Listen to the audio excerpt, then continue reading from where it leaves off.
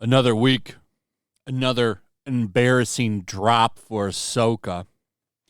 So we've got some more numbers, this time for episode 4.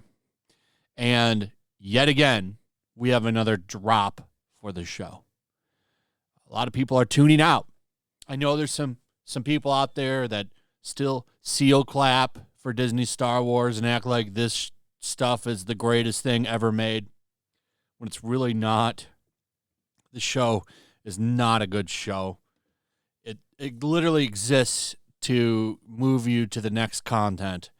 There's no substance. Everything is surface level with this show. It sucks.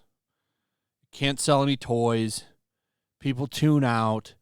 Star Wars is in a lot of trouble. Whether some people want to believe it or not, it's not in a good place.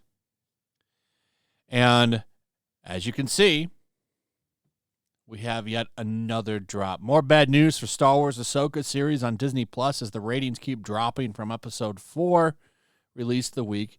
With episode 4 released the week of September 4th to the 10th, Nielsen has released streaming ratings where Ahsoka episode 4 comes in 7th with 459 millions viewed.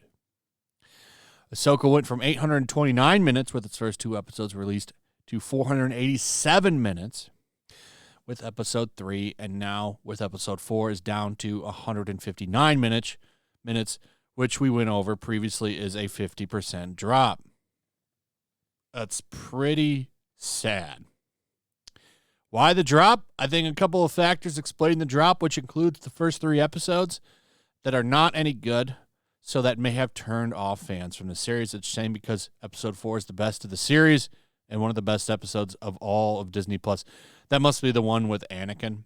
I humbly disagree. That was nothing but a key jangling episode. That's all it was.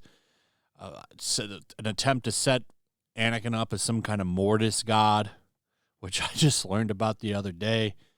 I think it's ridiculous. I think this show sucks. It's literally key jangles the show, like most of Disney Plus Star Wars, to be honest. And you know what's funny? Look at that. Look at old One Piece there. Holding strong for original at number 2. Still up there on the original overall, or just on the overall, not even original. Look at that. Down to number 3. You have some new show that came out. So Suits and Virgin River are up there. But look at where old One Piece is. Number 3. Went from 2 to 3. You see Ahsoka on there? No, not at all. Little Mermaid's on there. That's funny. Little Mermaid's on there. That's finally free on Disney Plus, I'm guessing. That's everyone trying to see what all the hubbub was about. So people are checking it out for themselves now. Not paying for it, but they are checking it out. But what's not on this list? Ahsoka's not on here, is it? Nobody gives a shit about Ahsoka. You have to go to original, and as you can see there, One Piece is still number 2. One Piece is how you should do a show. You should get a fan, or at least somebody that knows what the hell they're doing. This is going to be a problem with that Power Rangers show on Netflix. See, stop doing things like The Witcher. Get people that are fans of these franchises to run them. That's what you have to do. Do you need to absolutely do that? No. But I think that it does help if you can get somebody that can do the job and has a love for the franchise. I think that puts it in a better place. I'm not convinced that anybody working on Star Wars actually likes or loves Star Wars, except maybe Jon Favreau, but he doesn't seem to have much power anymore, to be honest. And I've been hearing that he's out and going to leave. Whether that's just a rumor, time will tell. But, I mean, look at The Mandalorian itself. It's pretty clear that the dude has lost influence.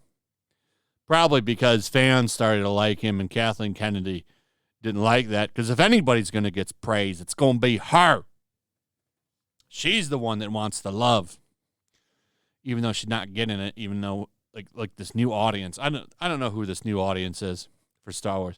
I saw people saying that Anakin doesn't care about his children and all this shit. It's like, what the hell are you talking about? You obviously don't know a damn thing about Star Wars. Say he never loved his kids. The whole reason that he came back to the light side was his love for Luke. Whatever. The difference is pretty clear to me when you get a fan to run shit. There's a whole article here, very good, from Bounding into Comics, covering a Reddit Q&A that the director, showrunner of One Piece did. And it's nothing but how he loves the show and wants to do the fans right.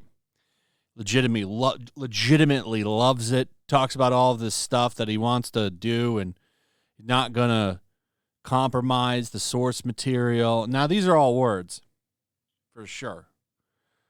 All words, but I'm on like episode 100 now of One Piece. So I've watched everything that the live action adapted. And I can tell you, I think they did a good job. It feels like the show. And the way this guy talks, I think that this is going to probably go on to be a long-running Netflix show if they keep staying true to the source material. Somebody asked him about adding things and putting stuff in there. And he says, I don't want to rush things or create a false ending of the show. Yeah, this is the context of this. I said, Netflix likes to cancel shit after 3 seasons, right? Likes to cancel shit after 3 seasons. Are you going to tie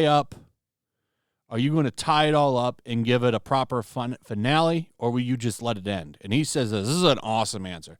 I don't want to rush things or create a false ending of the show, said the showrunner. When we know we are coming to an end, I hope to appropriately finish the story where we are and hope that people will pick up the anime or the manga to continue the journey. It's a pretty good answer, to be honest. And they ask him about like this, turning to discuss Owen's personal production philosophy in a more general sense, then ask the showrunner how important is it to be for the people involved with an adaptation to be fans of the original material, and do you think being a fan makes some decisions harder? Is it absolutely necessary? No, he replied. Is it incredibly helpful? Yes. Being a fan of something means you understand it on a deeper level. You love and study it. As a creator, my fandom helps me identify what is important for the story because I know it, but also what is important to fans because I am one. So I think this guy is going to do a good job. And if anything, this should be an advertisement to companies to say, hey, maybe we should get people that actually love these things if we're going to bring them over.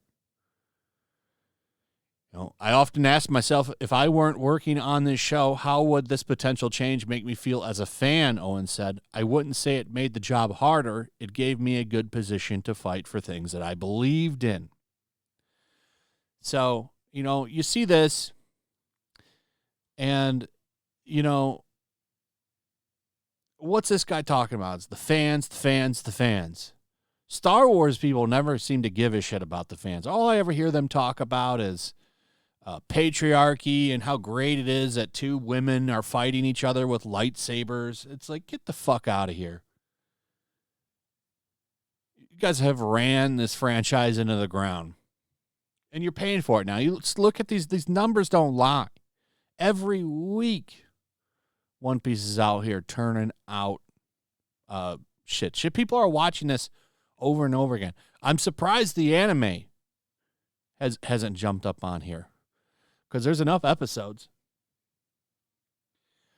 The first 15 seasons, whatever that is, are on Netflix. I don't know if all of them are on Netflix or not. But, there's a lot to go through on there after you watch the show. And I wouldn't be surprised if ratings for the anime goes up. It's going to go up for the manga. I'm just waiting for that chart to come out. We'll find out next month.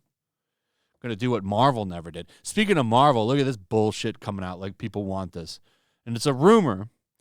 But, it's just like that rumor when they said, like, the Thing was going to be a woman. Well, I could see modern Marvel going in that direction.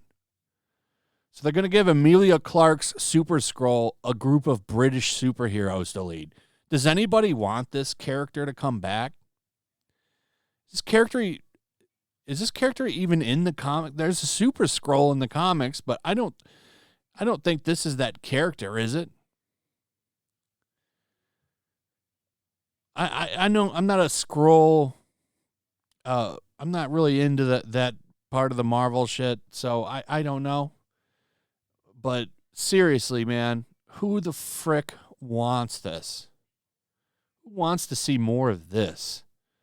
Secret Invasion. That's another bait and switch show. What a joke. What a joke Disney is now.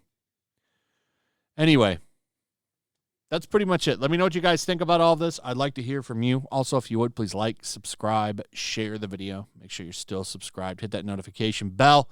Check out my Rumble and Locals, and I'll see you on the next one. Peace. Make sure to check out my Locals. There's a link in the description. It's a fun community that I'm trying to build over here. If you don't want to support me on YouTube, you can come over here. None of that money goes to YouTube.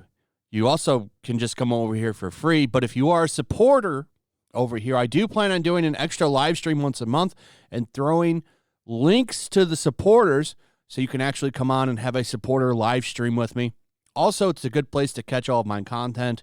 You don't have to worry about notifications like YouTube. They'll definitely work over here.